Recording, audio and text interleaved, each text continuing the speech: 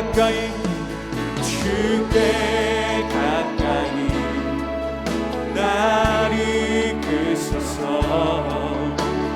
저리 주님만을 원합니다. 채워주소서. 주의 사랑은 신선한 찬양 드릴 수 있도록 목마른 나의 영혼 주를 부르니 나의 맘 만져 주소서. 주님만을 원합니다. 더 원합니다. 나의 맘 만져 목마른 나의 영혼 목마른 나의 영혼 주를 부르니 나의 맘 만져 주소서. 주님만을 원합니다. 더 원합니다. 나의 맘 만져 주님만을 원합니다. 주님만을 원합니다. 더 원합니다. 나의 맘 만져 주소서.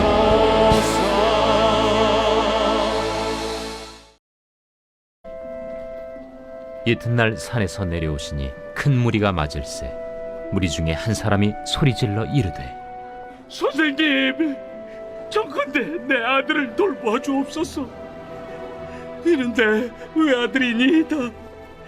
귀신이 그를 잡아 갑자기 부르짖게 하고 경련을 일으켜 거품을 흘리게 하며 몹시 상하게 하고야 겨우 떠나가나이다. 당신의 제자들에게 내쫓아 주기를 구하였으나 그들이 능히 못하더이다. 믿음이 없고 패역한 세대여, 내가 얼마나 너희와 함께 있으며 너희에게 참으리요. 네 아들을 이리로 데리고 오라. 하시니 올 때에 귀신이 그를 거꾸로 들이고 심한 경련을 일으키게 하는지라. 예수께서 더러운 귀신을 꾸짖으시고 아이를 낳게 하사 그 아버지에게 도로 주시니 사람들이 다 하나님의 위엄에 놀라니라. 그들이 다 그 행하시는 모든 일을 놀랍게 여길세 예수께서 제자들에게 이르시되 이 말을 너희 귀에 담아두라. 인자가 장차 사람들의 손에 넘겨지리라. 그들이 이 말씀을 알지 못하니 이는 그들로 깨닫지 못하게 숨긴 바 되었습니다. 또 그들은 이 말씀을 묻기도 두려워하더라. 제자 중에서 누가 크냐 하는 변론이 일어나니 예수께서 그 마음에 변론하는 것을 아시고 어린아이 하나를 데려다가 자기 곁에 세우시고 그들에게 이르시되 누구든지 내 이름으로 이런 어린아이를 영접하면 곧 나를 영접하며 또 누구든지 나를 영접하면 곧 나를 보내신 이를 영접함이라. 너희 모든 사람 중에 가장 작은 그가 큰 자니라. 요한이 여짜오되 주여, 어떤 사람이 주의 이름으로 귀신을 내쫓는 것을 우리가 보고 우리와 함께 따르지 아니함으로 금하였나이다. 금하지 말라. 너희를 반대하지 않는 자는 너희를 위하는 자니라. 여러분은 힘든 하루를 보낸 뒤 누군가에게 공감을 바라며 상황을 털어놓았는데 상대방이 전혀 공감하지 않은 반응을 보았던 적이 계신가요? 예를 들면 오늘 너무 힘들었어 라고 말했는데 상대방이 그래? 난 오늘 더 힘들었어 라고 말한다면 여러분의 기분은 어떠실까요? 위로를 받기는커녕 오히려 더 고립감을 느끼게 될 것입니다. 이런 경험은 우리 개인만의 문제가 아닙니다. 오늘날 우리는 점점 더 공감 능력이 결여된 사회 속에서 살아가고 있습니다. 뉴스에서는 타인의 고통에 무관심한 사건들이 끊이지 않고 있고 소셜미디어에서는 서로를 이해하기보다는 자신의 의견만 강요하는 모습이 넘쳐납니다. 하지만 이런 현상은 단순히 현대사회의 문제만이 아니라 예수님의 제자들도 가졌던 문제였습니다. 오늘 우리가 보는 누가복음 9장 37절부터 50절까지에는 총 3가지의 사건이 등장하고 있는데요. 예수님께서 변화산에서 내려오신 다음 날 한 아버지가 예수님께 찾아와 울부짖으며 호소함으로 첫 번째 사건이 진행됩니다. 선생님, 제 아들에게서 귀신을 내어 쫓아 주십시오. 제자들에게 부탁했지만 그들이 능히 하지 못하였습니다. 여러분, 이 귀신의 소행을 한번 보십시오. 얼마나 악합니까? 그는 아이를 거의 떠나지 않았습니다. 거기에 더 나아가 그 귀신은 사람을 멸망시키는 데에 목적이 있기에 그가 괴롭히는 사람이 몇 살인지 누구인지에 대해 전혀 관심이 없습니다. 오직 그를 파괴하는 데만 관심이 있는 것이죠. 우리 성경에서는 그를 몹시 상하게 하였다 말하였는데 원어적으로 보면 마귀는 그를 부수고 파괴하고 으깼다라고 말합니다. 여러분, 여기에서 문제가 있습니다. 이런 상황을 보고 제자들은 어떤 반응을 보이고 있습니까? 아무 관심이 없습니다. 왜 관심이 없다고 말할 수 있을까요? 이미 그 아버지가 이 아들을 제자들에게 데리고 왔었기 때문입니다. 여러분, 제자들이 축기에 실패했습니다. 여러분이 제자였다면 어떻게 하시겠습니까? 예수님이 변화산에서 내려오시자마자 당장 예수님께로 달려가서 우리가 실패했습니다 라고 이 사실을 고해야 할 것입니다. 그러나 제자들은 그런 모습을 보이지 않고 있습니다. 결국 예수님께 달려간 것은 애가 탄 아버지였죠. 예수님은 그때 말씀하십니다. 이 믿음이 없고 패역한 세대여 라고 이야기하며 예수님은 제자들을 이스라엘의 믿음 없고 패역한 세대 전부와 똑같이 취급하고 있다는 것이죠. 여러분, 왜 제자들은 귀신을 쫓아내지 못했을까요? 예수님께 이 능력을 받은 것은 심지어 멀지도 않은 본문이었습니다. 오늘 본문이 있는 누가복음 9장 1절에 예수님께서는 제자들에게 귀신을 제어할 능력과 권위를 주셨다라는 거죠. 그들이 실패한 이유는 이스라엘처럼 패역했기 때문입니다. 그 권위와 능력을 받았음에도 불구하고 그들은 실패했습니다. 왜 그러냐면 그들은 그 아버지와 아들의 아픔과 슬픔에 공감하지 못하고 있기 때문입니다. 그들은 참 믿음이 아닌 그들의 실패는 믿음에 벗어나 체면과 권위에 집중이라고 하는 죄의 본성 때문에 일어난 사건이라는 것이죠. 예수님께서 이 더러운 귀신을 꾸짖으시고 아이를 낫게 하사 그 아버지에게 도로 주셔서 하나님의 위엄을 보여주셨습니다. 예수님은 그러고 난 이후에 죄의 본성에 빠져있는 제자들에게 너희는 이 말을 너희 귀에 담아두라 라고 이야기하시며 세 번째 순환 예고를 말하시게 되는 것이죠. 여러분, 순환 예고였습니다. 그러나 그들은 이 순환 예고를 듣고는 있으나 믿음에 대해서, 이 말씀에 대해서 깨닫지 못하게 된 바 여전히 죄의 본성 가운데 있었다라는 것이죠.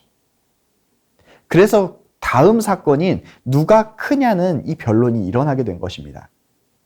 아마 이 일은 제자들 중에 귀신을 쫓아내지 못한 제자들로 인하여서 촉발된 내용일 겁니다. 그때 예수님께서 제자들에게 하신 답은 내 이름으로 이런 어린아이를 영접하면 곧 나를 영접하며 또 누구든지 나를 영접하면 곧 나를 보내신 이를 영접함이라 너희 모든 사람 중에 가장 작은 그가 큰 자니라 라고 말씀하셨습니다. 많은 사람들이 이 말씀을 어린아이처럼 순수하게 되어야 된다고 생각합니다. 그러나 이 말씀은 어린아이의 순수함에 대한 말씀이 아닙니다. 당시 사회적인 어린아이에 대한 관점을 가지고 이야기를 하신 건데요. 당시 사회에서 어린아이는 가치와 권리가 없는 존재였습니다. 예수님은 바로 이런 무력하고 가치 없어 보이는 자들을 믿음 안에서 가치 있게 받아들이고 제자들이 그들처럼 될 때 가장 큰 자가 된다라고 말씀하신 것이죠. 그리고 마지막 사건이 한 가지 더 등장하게 됩니다. 이 사건은 제자들에게는 가장 큰 충격이었을 겁니다. 왜냐하면 지금 제자들은 귀신을 내어쫓는 축기에 실패하였는데 예수님의 제자가 아닌 어떤 사람이 제자들처럼 죽기를 하였으나 이 죽기에 성공했기 때문입니다. 그래서 요한은 이 어떤 사람이 예수의 이름으로 귀신을 내쫓고 있는데 우리와 함께하지 않으니 금지시켰다라고 예수님께 이야기하고 있다는 것이죠. 여러분 무슨 말입니까? 지금 요한의 말은 이렇습니다. 그 능력은 우리만 가져야 합니다. 아니 우리가 할 수 없다면 남들도 하면 안 됩니다. 라고 하는 태도를 가지고 있다는 것이죠. 여러분 이 태도는 바울이 그리스도의 이름이 존귀하게 된다면 나는 아무 상관없다라고 하는 이 태도와 정반대의 태도입니다. 즉 제자들은 하나님의 나라보다 자기들의 지위를 더 중요하게 여겼던 것이죠. 여러분 이 신앙이 바로 복음이 결여된 신앙의 특징입니다. 하나님의 능력을 이용하고 싶어 하지만 하나님이 그 마음에는 없던 것이죠. 여러분 왜 우리는 이렇게 될 수밖에 없을까요? 아니 나는 왜 그런 것일까요? 성경은 그 이유를 인간이 죄인이기 때문이라고 이야기합니다. 우리의 죄성으로 인해 우리는 긍휼보다는 능력을, 사랑보다는 권력을 찾게 된다는 것이죠. 그렇게 우리는 이 모든 것을 할 수 없습니다. 그러나 이 모든 것을 하신 분이 계십니다.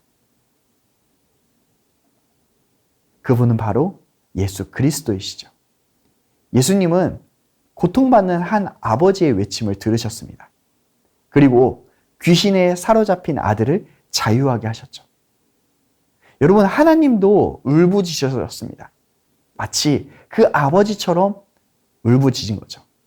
왜 그렇습니까? 우리가 죄에 매여져 있을 때 그분은 울부짖으시면서 그 아들을 안타까워하셨습니다.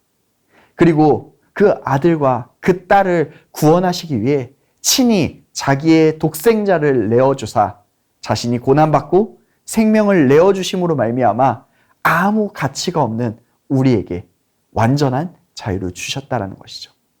여러분 이것이 복음입니다. 이것이 참된 믿음입니다. 그렇게 이 믿음을 아는 자는 패역한 세대처럼 살 수가 없는 겁니다. 왜일까요? 어린아이와 같이 그 무력하고 무가치한 나를 사랑으로 영접해 주셨고 나의 그 어설픈 행위로 주를 따른다라고 말하는 그 행위를 금하지 않으시고 나를 한 걸음 한 걸음 믿음의 길로 인도하신 분, 그분께서는 참 사랑과 믿음으로 우리를 완전한 생명 가운데로 걸어가게 하시는 분이시기 때문에 우리가 이렇게 될 수 있는 겁니다. 우리는 할 수 없지만 우리 안에 살아계신 그 하나님 때문에 우리는 그 생명력을 주시는 그 하나님의 믿음 때문에 사랑할 수 있고 그 믿음 때문에 능력 주시는 자에서 이 모든 것을 할 수 있는 것입니다. 사랑하는 성도 여러분, 그래서 우리에게 복음이 중요합니다. 복음이 없으면 이 모든 것을 할 수 없습니다. 복음이 여러분을 변화시키시길 바랍니다. 기억하십시오. 나는 할 수 없습니다. 그러나 주님은 하실 수 있습니다. 내 안에 살아계신 그 주 하나님으로, 그 믿음으로 사랑하며 주님의 제자로 살아가는 저와 여러분 되시길 간절히 소망합니다. 우리 함께 기도하겠습니다. 우리가 능력과 권위에 집착하는 것이 아니라 진정한 믿음으로 주님을 의지하며 살아가게 하소서. 복음이 우리의 삶의 중심이 되어 우리의 생각과 행동이 변화되게 하소서. 아멘. 예수님께서 어린아이와 같은 자를 영접하셨듯이 우리도 주변의 연약한 자를 돌아보게 하소서. 가족, 친구, 교회, 그리고 도움이 필요한 이웃을 적극적으로 섬기며 사랑을 실천하는 참된 제자의 삶을 살게 하소서. 아멘. 우리의 목표가 나의 성공과 인정이 아니라 하나님 나라를 확장하는 것이 되게 하소서. 모든 일에서 주님의 영광을 먼저 구하며 나를 드러내기보다 겸손히 주님을 높이는 삶을 살게 하소서. 아멘. 우리 함께 기도하겠습니다.